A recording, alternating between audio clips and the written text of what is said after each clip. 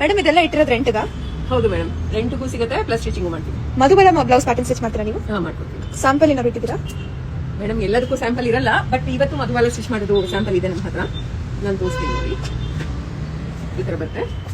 ಇಲ್ಲಿ Madhubala blouse design ಇದು, plus Masaba pattern ತರ ಇಲ್ಲಿ ಟೈಂಗು ಕೊಟ್ಟಿದೀವಿ. ಮತ್ತೆ ನೋಡಿ ಹಿಂದೆ ಈ ತರ ಬರುತ್ತೆ. ಮೈಸೂರು ಸಿಲ್ಕ್ ಬ್ಲೌಸ್ ಇದು ಸ್ಯಾರಿ ಆರೆಂಜ್ ಏನೋ ಇದೆ. ಇದಕ್ಕೆ ಎಷ್ಟು ಪ್ರೈಸ್ ಆಗುತ್ತೆ ಮೇಡಮ್? ಪ್ಲಸ್ 1000 rupees ಆಗುತ್ತೆ. Normal blouse stitching plus 1000 rupees ಆಗುತ್ತೆ. ಇದಕ್ಕೆ ಹ್ಯಾಂಡ್ ಎಂಬ್ರಾಯ್ಡರಿ ಮಾಡ್ಬೋದಾ, ಇಲ್ಲಾಂದ್ರೆ ಲೇಸ್ ತೆಗೆಯೋದು, ಲೇಸ್ ಬೇಡದೆ? ಮಾಡ್ಬೋದು ಮೇಡಮ್. ಈ ಪ್ಯಾಟರ್ನ್ ಅಲ್ಲೇ ಹ್ಯಾಂಡ್ ಎಂಬ್ರಾಯ್ಡರಿ ಮಾಡ್ಕೊಡ್ತೀವಿ. ಎಕ್ಸ್ಟ್ರಾ ಚಾರ್ಜ್ ಏನಾದ್ರು ಆಗುತ್ತಾ?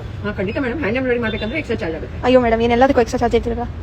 ಸುಮ್ಮನೆ ಹೇಗೆ ಮಾಡ್ಕೊಡಕ್ಕಾಗುತ್ತೆ? ನಾವು ಮಧುಬಾಲ ಪ್ರೈಸ್ ಈ ಬ್ಲೌಸ್ ಪ್ರೈಸ್ ಅಂತಂದ್ರೆ ಪ್ಲಸ್ 1000 rupees ಆಗುತ್ತೆ. ಹ್ಯಾಂಡ್ ಎಂಬ್ರಾಯ್ಡರಿ ಮಾಡ್ಬೇಕಂದ್ರೆ ಕಾಸ್ಟ್ಲಿ ಆಗತ್ತಲ್ಲ ಮೇಡಮ್. ಹ್ಯಾಂಡ್ ಎಂಬ್ರಾಯ್ಡರಿ ಸ್ಟಾರ್ಟಿಂಗ್ 3000 ಆಗುತ್ತೆ ಮೇಡಮ್. ಲೇಸ್ ಬೇಡ ಅಂದ್ರೆ ಜಾಸ್ತಿ ಆಗುತ್ತಾ ಮ್ಯಾಮ್? ನೀವು ಲೇಸ್ ಇಟ್ಕೊಂಡ್ರು ಇಲ್ಲ ಅಂದ್ರೂ ಈ ತರ ಪ್ಯಾಟರ್ನ್ ಎಲ್ಲ ಹೊಲಿಸುವಾಗ ಲೇಸ್ ಇಟ್ಕೊಳ್ಳೇಬೇಕು ಮೇಡಮ್. ಅವಾಗಲೇ ಅದು ಡಿಫ್ರೆನ್ಸ್ ಗೊತ್ತಾಗೋದು. ಇಲ್ಲಾಂದ್ರೆ ನೀವು ಡಬಲ್ ಕಲರ್ ಅಲ್ಲಿ ಹೊಲಿಸಿದ್ರೆ ಈ ತರ ಎರಡಕ್ಕೂ ಬೇರೆ ಬೇರೆ ಇದೆ ಅಂತ ಗೊತ್ತಾಗುತ್ತೆ.